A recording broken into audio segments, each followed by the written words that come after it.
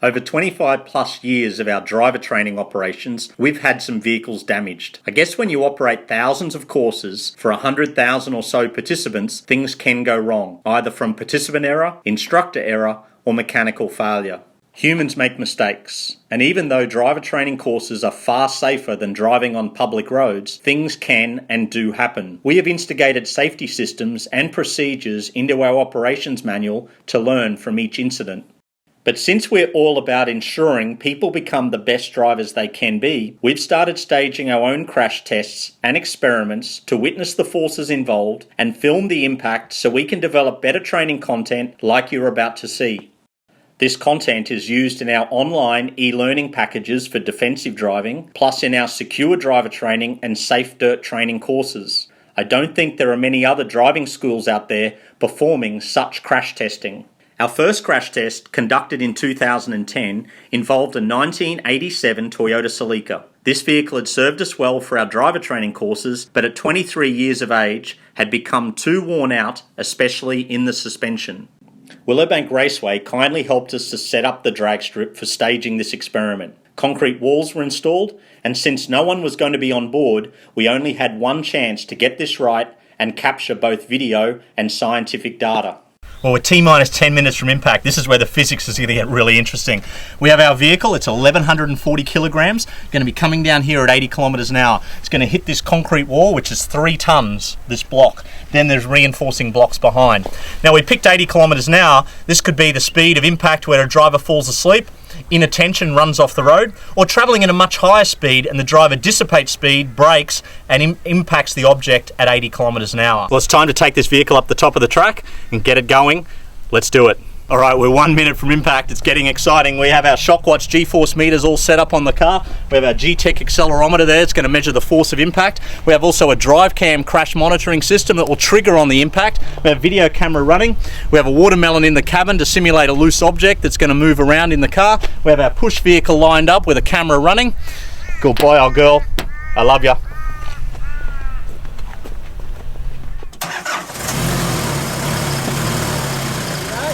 Yep. Yep. Camera go.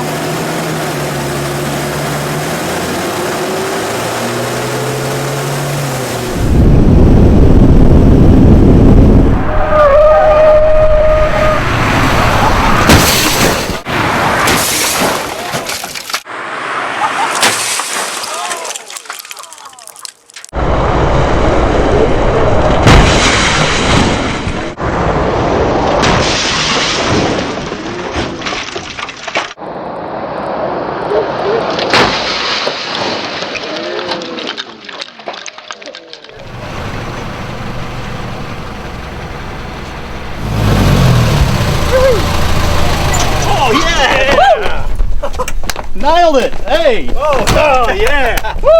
Oh, look at this! Jeez, oh man! Yeah, mate.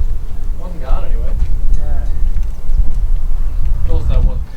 Look at this, the forces were extreme. We've pushed these 3-ton concrete walls back. We've triggered off our Shockwatch G-force meters. We've triggered the 50, the 75, and even the 100 is gone. The chassis is bent. We've lost huge amount of deformation at the front of the car. You'd not want to be someone in this vehicle when it crashed. The forces were just amazing, and the vision was just shocking. The sounds were, will stay with you for life. It's just amazing, the forces of a crash. We had a 3-kilo watermelon in this car. We placed it between the seats. At impact, that has flown forward. It has splattered everywhere. It's in the stereo, it's in the dashboard, it's in the carpet, in the upholstery. Now at a 100G car crash, that has magnified its force 100 times. So we're talking 300 kilos of watermelon, the world's biggest watermelon, flying forward. Loose objects become projectiles in a crash, and they will kill you. 3/4. Oh, that's 30. Oh, 130. It shows weird symbols. You should get one do that one day. Oh.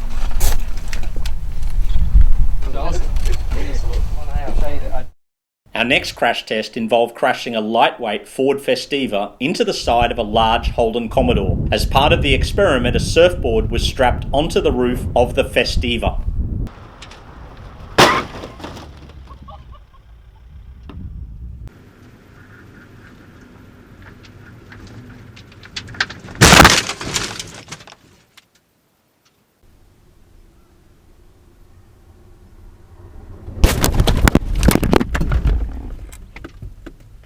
let's have a look at what's happened in our car crash.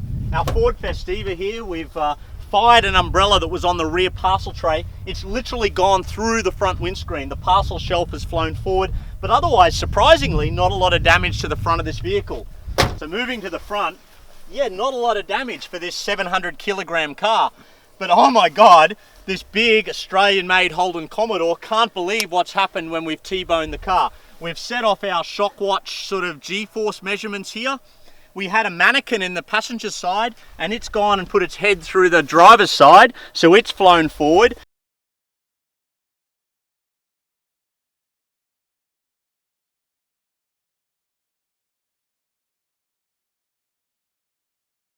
So I've climbed on board the wreckage here. The Ford Festiva is T-boned literally into my side door here with no side curtain airbags. Had I had my seatbelt on, I would have gone flying over here, potentially hitting this person with my head and my body.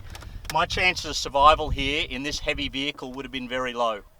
We've also used these crash tests to edit up some funny social media stunts to publicise our driver training. You wouldn't believe the complaints we've received from people who misunderstand the tricks used here and actually think we crash tested cars with instructors on board. Here at Safe Drive Training, we want our instructors to be the most qualified, experienced and dedicated possible. We put them through rigorous crash testing so they can understand the crashes your children might have on the road. Rob's turn today, suit up, your turn to crash, mate. Good on ya. You don't bubble wrap your kids, but we're going to bubble wrap Rob just to give him that a little bit extra protection for the impending impact ahead of him. Godspeed, mate. Good luck.